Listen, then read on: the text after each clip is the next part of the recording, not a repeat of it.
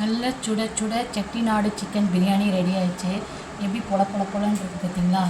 இவங்க நீங்கள் மேலே கொஞ்சம் தயிர் பச்சடியை வச்சு சிக்கனை அப்படியே புட்டு, சிக்கன் லெக் பீஸுங்க அவங்களையும் புட்டு இப்படி வச்சு ஒரு பைட் பண்ணி பார்க்கலாமா?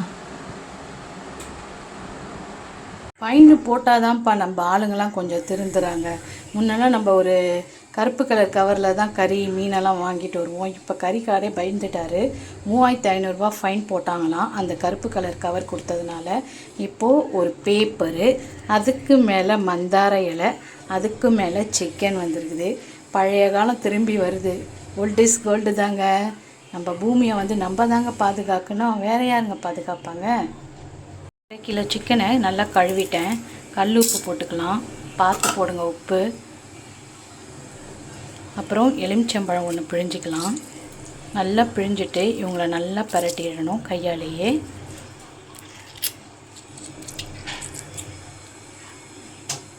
நல்லா கலந்து கொடுத்துடலாம்.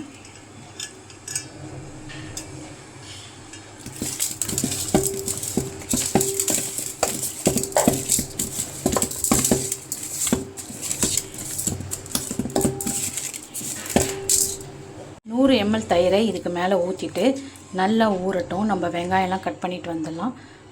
செட்டிநாடு பிரியாணின்றதுனால காரம் கொஞ்சம் தூக்கலாகவும் மசாலா பொருட்கள் தூக்கலாகவும் இருக்கிறதுனால கொஞ்சம் மசாலா ஐட்டம்லாம் அதிகமாக காட்டுறேன். நான் நார்மலாக பிரியாணி பண்ணும்போது பட்டை, கிராம்பு, ஏலக்காய் இது 3 மட்டும்தான் நான் பிரியாணி மசாலாவாக எடுத்துப்பேன்.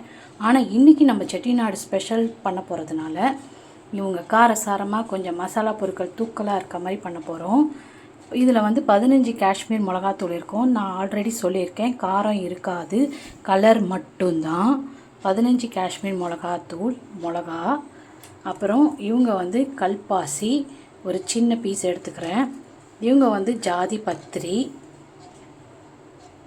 காஞ்ச ரோஜா பூ மாதிரி இருக்கு இல்லையா, அதுக்கப்புறம் பட்டை, 5 ஏலக்காய், 2 ஸ்பூன் தனியா, 1 ஸ்பூன் சோம்பு, 2 பிரியாணி இலை, அப்புறம் கிராம்பு ஒரு 10, மிளகு சீரகம் ரசம் போடுற மாதிரியே மிளகு சீரகம் 1 ஸ்பூன்.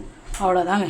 இவங்க எல்லாத்தையும் எடுத்துகிட்டு போய் ஒரு கடாயில், ட்ரையான கடாயில் வறுத்து பொடி பண்ணி வச்சுக்கலாம். நம்ம என்ன நான்வெஜ் பண்ணுறோமோ மீனை தவிர்த்துட்டு கறி, அதாவது மட்டன், சிக்கன் பண்ணுறோம் இல்லைங்களா, வெஜிடபிள் குருமா பண்ணுறீங்களா, அது மாதிரி ஐட்டத்துக்கு போட்டுக்கலாம். மீன் குழம்புக்கு போடக்கூடாது, நல்லா இருக்காது. இதுதான், அதாவது கறி செய்கிற டைமில் இந்த குழம்பு தூளை போட்டிங்கன்னா செம டேஸ்ட்டாக இருக்கும். ட்ரை பண்ணி பாருங்கள். இன்னொரு மசாலாவையும் ஒன்றா சேர்த்து ஸ்லோ ஃப்ளேமில் ஃப்ரை பண்ண போகிறோம். சரியான ஒரு வாசனைங்க.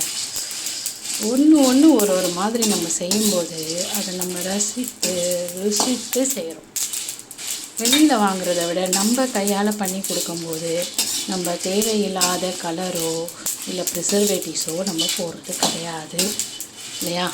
அப்போது நம்மளுக்குமே பரவாயில்லையே, நம்மளே செய்கிறோம், கொஞ்சம் உப்பு கூட குறைச்சல் தான் இருக்கும், அட்ஜஸ்ட் பண்ணி சாப்பிட்ணும், அவ்வளோதாங்க. அவ்வளோ ஸ்லோ ஃப்ளேமில் வச்சு நல்லா வறுத்து எடுத்துக்கலாம். படன்றாங்க. வறுத்ததை எடுத்து தனியாக ஒரு பிளேட்டில் கொட்டி நல்லா ஆற வச்சுக்கலாம். வறுத்த மசாலா மிளகாவை தனியாக எடுத்துகிட்டு அவங்கள ஃபஸ்ட்டு நம்ம அரைச்சிட்டு வந்துடலாம். ஏன்னா மிளகா அவ்வளோ சீக்கிரம் அரையாது. மிளகாவை அரைச்சாச்சு. இப்போ மற்ற பொருட்களையும் மிக்சியில் சேர்த்து அரைச்சிடலாம்.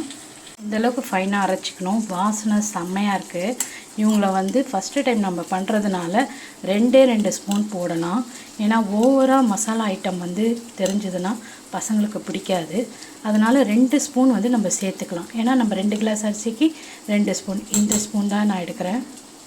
ஓகே, இதில் 2 ஸ்பூன். 3 ஸ்பூன் கடலெண்ணெய் ஊற்றியாச்சு. ஒரு 3 ஸ்பூன் நெய்யையும் ஊற்றிடலாம். 2யும் ஈக்குவலாக ஊற்றணும். அப்போ தான் டேஸ்ட்டு செம்மையாக இருக்கும். காஞ்ச ஒன்று இது போல் நீல வாக்கில் கட் பண்ண ஒரு 4 வெங்காயத்தை போட்டுடலாம். எண்ணெய் நல்லா காஞ்சிருக்கணும். பச்சை மிளகாய் சேர்த்துடலாம். வெங்காயம் நல்லா வதங்கிடுச்சு. நம்ம இஞ்சி பூண்டையும் போட்டுக்கலாம். இவங்களையும் நல்லா ஃப்ரை பண்ணணும். நம்ம எந்த அளவுக்கு நம்ம பிரியாணி மசாலாக்கள்லாம் ஃப்ரை பண்ணுறோமோ அந்த அளவுக்கு டேஸ்ட்டாக இருக்கும். இஞ்சி பூண்டு நல்லா வதங்கிட்டாங்க. நம்ம தக்காளியை சேர்த்துடலாம். ஒரு 3 தக்காளி, ஒன்று கொஞ்சோண்டு கொத்தமல்லி, புதினாவை போட்டுடலாம். அவங்களையும் நல்லா ஃப்ரை பண்ணிக்கலாம். 2 ஸ்பூன் மசாலாவையும் போட்டு நல்லா ஃப்ரை பண்ணிக்கலாம். நல்லா கமங்குது. தயிர் லெமன் ஜூஸோடு சேர்த்து வச்சுருந்தோம் இல்லையா, உப்போட, அவங்க அந்த சிக்கனையும் நம்ம போட்டுடலாம். போட்டுட்டு நல்லா பரட்டி கொடுத்துட்டு அந்த தண்ணியிலேயே ஒரு அரை மணி நேரம் வேகட்டும். இந்தியா கேட் கிளாசிக்கில் தான் நான் எப்பயுமே பண்ணுறது. 2 கிளாஸ் அரிசிக்கு 4 கிளாஸ் தண்ணி, 1 கிளாஸ் நம்ம தயிர் ஊற்றிட்டோம், மிச்சம் 3 கிளாஸ் தண்ணி ஊற்ற போகிறோம். அரை மணி நேரம் ஊறினா போதும் அரிசி. 2 கிளாஸ் அரிசிக்கு 3 கிளாஸ் தண்ணி ஊற்றிருக்கேன், 1 கிளாஸ் தயிர். 1 மணி நேரம் நல்லா சிக்கன் வெந்துருச்சு. வெந்த சிக்கனை ஊற வச்ச இந்த அரிசி கூட நம்ம சேர்த்துடலாமா? நல்லா அரிசியும் அந்த கறி தொக்கையும் நல்லா கலந்தாச்சு. ஹை ஃப்ளேமில் வச்சுட்டு 1 ஸ்பூன் நெய் ஊற்றிக்கலாம். புதினாவையும் போட்டுக்கலாம். பொடியாக கட் பண்ண கொத்தமல்லியும் போட்டுக்கலாம். பாதி லெமனையும் பிழிஞ்சுக்கலாம். ஏன்னா ஏற்கனவே பாதி லெமன் நம்ம கறியில் ஊற வைக்கும்போது ஊற வச்சிட்டோம். பாதி பிழிஞ்சால் போதும், ரொம்ப புளிப்பு வந்துடும். நல்லா கபகபான்னு கொதிக்கிறாங்க. கலரே வித்தியாசமாக இருக்குது. எல்லாம் வறுத்து அரைச்சதுனால கொஞ்சம் கருப்பு கலரும் ப்ரௌனும் கலந்து வரானுங்க. அப்படியே பக்கத்தில் நம்ம தோசைக்கல்லை டம் போட்டாச்சு. இந்த பிரியாணிக்கு மட்டும்தான் இந்த தோசைக்கல் யூஸ் பண்ணுறோம், அதனால தான் இவ்வளோ அழகாக இருக்காங்க. பிரியாணி குண்டாவை தட்டு போட்டு மூடிட்டு ஒரு குண்டாவில் தண்ணி பிடிச்சி அவங்களையும் மேலே வச்சிடலாம். அவ்வளோதாங்க, தம் போட்டாச்சுங்க.